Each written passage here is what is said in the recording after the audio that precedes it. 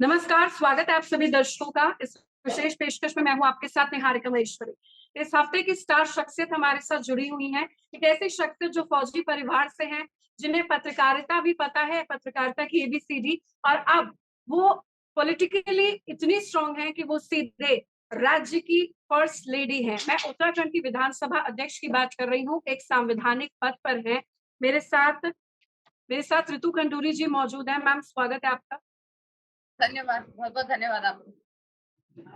सबसे पहले आपकी व्यस्तता में आपने हमें अपना टाइम दिया, उसके लिए थैंक यू। मैम, मेरा सवाल सबसे पहले आपसे है, आपके सफरनामे को लेकर है। जर्नलिज्म का बैकग्राउंड, फौजी परिवार, उसके बाद पॉलिटिक्स, और उसके बाद आपकी पहचान भी एक फायर ब्रांड नेता के तौर पर थी, जब आप जगह-जगह पर जाकर कैंपेन करती थी। आप आज भी छोटे शहरों को एक जिला बनाने की मांग कर रही हैं, ताकि वहाँ का प्रोसेस, वहाँ की स्पीड एक्सपेडाइट हो और जनता को वहाँ पर बेसिक मिनिमम सर्विसेज से लेकर न्याय भी मिले। मैं आपके पहले सफरनामे के बारे में बात करना चाहती हूँ। जी, मेरी जो शुरुआत हुई वो सेना परिवार से हुई और सैनिक परिवार में होने के कारण पूरे भारतवर्ष में घूमने का मुझे सौभाग्य मिला। नॉर्थ, ईस्ट, साउथ, वेस्ट सारा ही घूमी हूँ। इन जगहों में अनेकों अलग-अलग स्कूलों में पढ़ी हूँ। अलग-अलग लोगों से मुलाकात हुई है और चारों तरफ घूमने से एक पर्सपेक्टिव भी बनता है, ट्रैवलिंग से पर्सपेक्टिव बनता है। तो सेना में रहकर सेना में उसके जो संस्कार होते हैं, जो डिसिप्लिन होता है, जो सबके साथ एडजस्ट करने का जो एक सौभाग्य होता है। बादशाह में रहे हैं, मिट्टी के घरों में रहे हैं, बड़े-बड़े मकानों में रहे हैं। सो सेना ने मुझे बहुत कुछ सिखाया है, बहुत कुछ दिया है। और हिंदुस्तान में घूमने से भी एक अलग पर्सपेक्टिव हम लोगों का मेरा बना है। उसके बाद पढ़ाई मेरी अनेकों स्कूलों से हुई, दिल्ली से हुई, मेरठ से हुई। मेरा कॉलेज मेरठ यूनिवर्सिटी से, रघुनाथ गर्ल्स कॉलेज से मैं पढ़ी हूँ। उसके बाद मेरा एमए हिस्ट्री राजस्थान यूनिवर्सिटी से हुआ। जर्नलिज्म किया है, एडवर्टाइजिंग की है, स्कूल में बच्चों को पढ़ाया है, फिर कॉलेज में मैंने बच्चों को पढ़ाया है।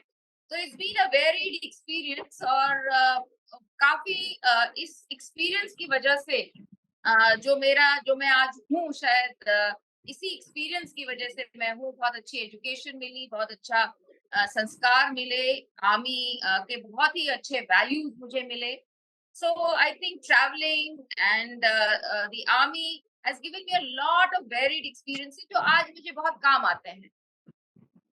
चलिए मैम, अब क्योंकि देश में विधानसभा चुनाव होने जा रहे हैं 2023 में, और नेशनल इश्यूज लोकसभा चुनाव 2024 के, मुझे पता है कि आपका पद ऐसा है कि आपसे मुझे पॉलिटिकल बातें नहीं करनी चाहिए, लेकिन कुछ प्रादेशिक और नेशनल ऐसे मसले हैं जिस पर एक संविधान के शीर्षक पद पर बैठा जो शख्स है, जो शख्सियत है, वो बेहतर अपनी राय दे सकता है। अभी का सबसे बड़ा ज्वलंत मुद्दा इस देश में है यूसीसी, यानी कि one nation one law. Constitution का आर्टिकल 44 भी इसका उल्लेख करता है, लेकिन इसको लेकर दो फाड़ है। वो अगस्त जिसमें आर्टिकल 370 हटाया गया था, उसी अगस्त में आ रहा है कि यूसीसी लगभग है। यूसीसी को लेकर आपकी क्या राय है? कुछ लोग कहते हैं ये बहुत ज्यादा जरूरी है women empowerment, protection of rights और इक्वालिटी को लेकर, लेकिन कुछ कह रहे हैं कि आप अपनी प्रो हिंदू विचारधारा माइनॉरिटीज पर थोप रहे हैं। मैं देखिए यूसीसी की पक्षधर हूँ और मैं काफ़ी समय से जगह-जगह पर देश में अनेकों जगह पर इस पर बोलती आई हूँ। अ, एक महिला होने के कारण मुझे यूसीसी की बहुत ज़्यादा आवश्यकता लगती है। अगर आप सिचुएशंस, केसेस को उठा के देखें उसमें दिखता है कि जो महिला है उसको उसकी राइट्स देने के लिए, चाहे वो किसी धर्म की हो, किसी जात की हो, बहुत आवश्यक है कि यूसीसी जैसा कानून देश में आना चाहिए। अगर हम अपनी बहनों को, अपनी महिलाओं को अ, अ, उनकी जो राइट्स हैं वो देना चाहते हैं, उनको एम्पावर करना चाहते हैं, उनको स्ट्रेंथन करना चाहते हैं और साथ ही साथ समाज में एक अच्छा सुधार लाना चाहते हैं, एक बदलाव लाना चाहते हैं, तो बहुत आवश्यक है कि यूसीसी जैसा एक कानून इस पूरे देश में लागू होना चाहिए। मैं इसकी काफ़ी स्ट्रांगली इसकी मैं पक्ष में बोलती हूँ। ठीक है मैम, बीते कुछ समय से आपने बात करी गैरसैंण और कोटद्वार। हम जब से अपने रिपोर्टिंग करियर की शुरुआत करें, हम उत्तराखंड से एक ही मांग कहते हैं कि भाई गैरसैंण को राजधानी बना दो, वहां अलग से एक विधानसभा हो। कोटद्वार को लेकर भी आप झंडा बुलंद करिए। क्या कारण है कि जब से उत्तराखंड एक पृथक राज्य बना है, आप गैरसैंण और कोटद्वार का जो मसला है वो अभी भी अटका हुआ है? ना यहाँ विधानसभा बनी, ना यहाँ राजधानी बनी, ना यहाँ पर जिले की मांग को पूरा किया गया। देखिए, ऐसा है, जिले बनने की मांग काफी लंबे समय से उत्तराखंड में चल रही है, जहां हम लोग 3 या 4 और जिलों की मांग कर रहे हैं। सरकारें इस पर काम करती हैं, बहुत आसान नहीं होता है जिले बनाना। It is an expensive business.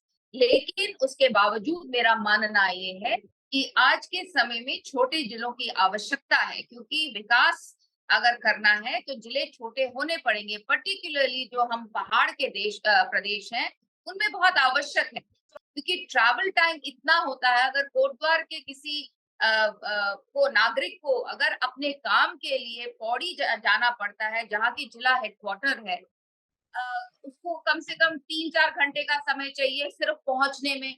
उसके बाद वहां रहने की व्यवस्था चाहिए, उसके बाद अपनी काम कराने की व्यवस्था चाहिए। तो इसलिए मेरा मानना ये है, particularly for the hill states, it is extremely important कि हम विकास की इकाइयों को कितना छोटा करें, तब उनमें विकास और अच्छे से पॉसिबल है।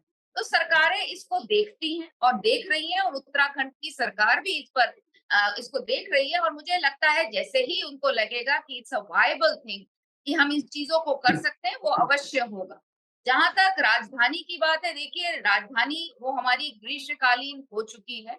उसमें किस तरह का डेवलपमेंट हो, उसमें किस तरह का विकास हो, उसमें मैं एक अध्यक्ष के तौर पे और साथ ही साथ हमारी सरकार लगातार बातचीत करते हैं। उस एरिया के डेवलपमेंट की हम बात करते हैं, और कोशिश ये है कि जल्द से जल्द इस तरह का वहाँ डेवलपमेंट हो कि जो लोगों की आस्थाएं हैं, उत्तराखंड की जो लोग को आस्था है, या वो मानते हैं कि ये होना चाहिए, वो धीरे धीरे उस तरफ हम लोग बढ़ रहे हैं।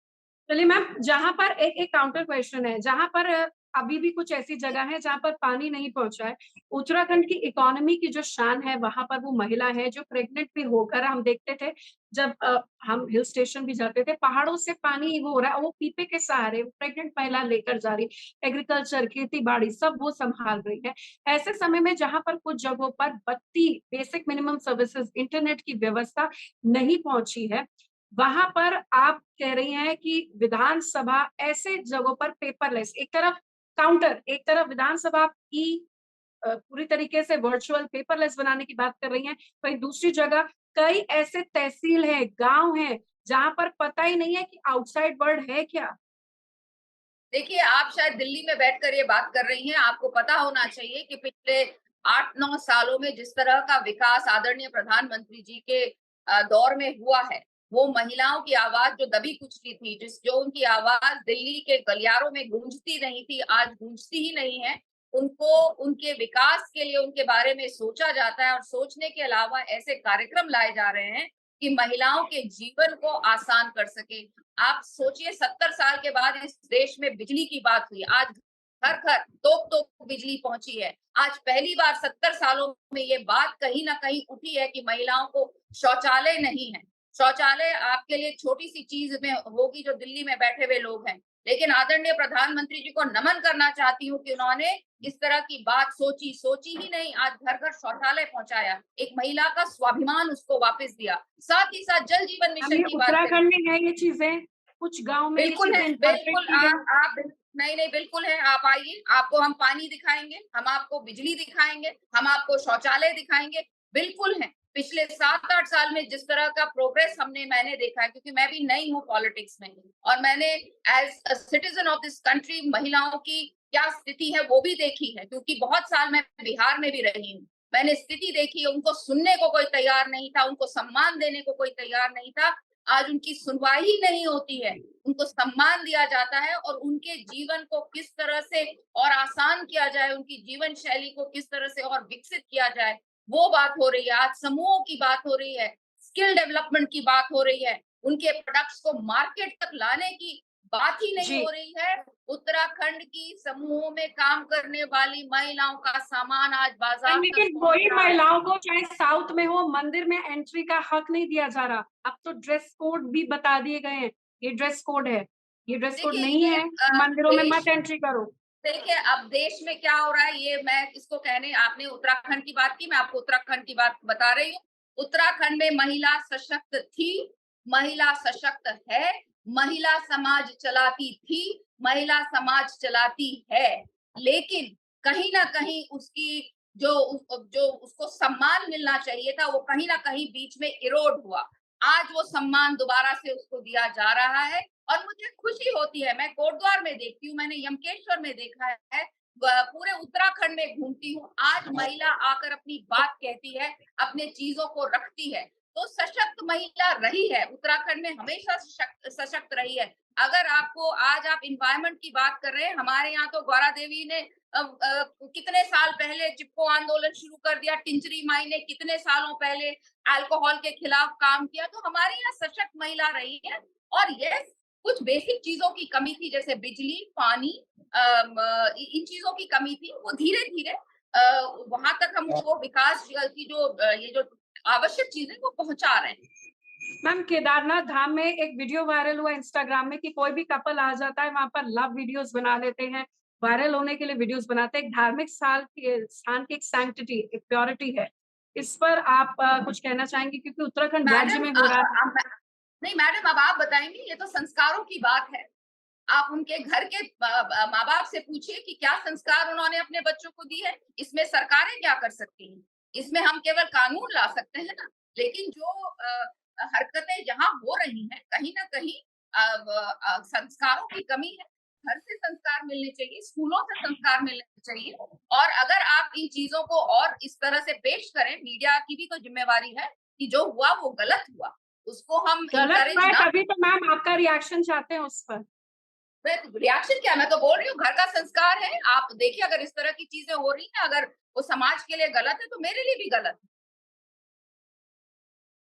अच्छा मैम, जाते जाते उत्तराखंड में बांस बुरांस का फल, वहाँ के जो नेचुरल ऑथेंटिक औषधियां हैं, कई ऐसे फल हैं जो वहां पर मिलते हैं, उसको ग्लोबली किस तरीके से बढ़ाया जाए, क्योंकि प्राकृतिक और नैसर्गिक सुंदरता के लिए उत्तराखंड है। ठीक है, समय समय पर यहाँ पर इस राज्य ने त्रासदी भी झेली और उठकर भी खड़ा हुआ।